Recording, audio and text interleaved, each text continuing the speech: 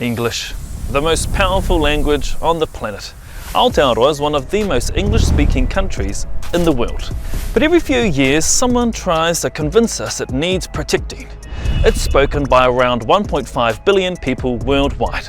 In Aotearoa, that's about 95% of us who speak it. Most of the 5% who don't, babies who can't talk yet.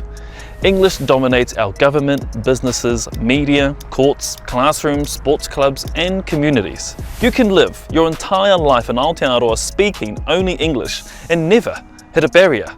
Not many languages on earth can say that, and yet, every so often, a few people get emotional and decide we need to protect English, which is an interesting theory for the most dominant language in modern human history.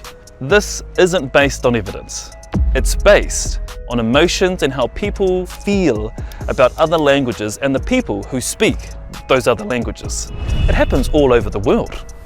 In Aotearoa, it usually happens when te reo Māori becomes visible on signs and greetings and government names. Seeing and hearing te reo makes some people feel emotional, like they're losing something.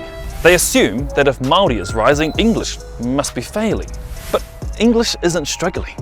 It's the most dominant language in modern human history.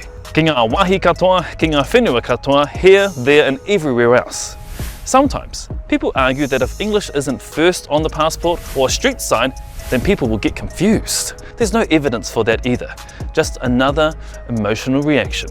What actually needed protecting was te reo Māori, which nearly disappeared after years of suppression, and it's not safe yet.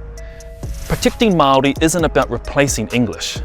It's about making sure the first language of this whenua doesn't disappear again. Ka ngaro te reo, ka ngaro taiwa pērā I te ngaro o te moa. So remember, English isn't endangered in Aotearoa. And if someone tells you it is, ask for the evidence, not just the emotions.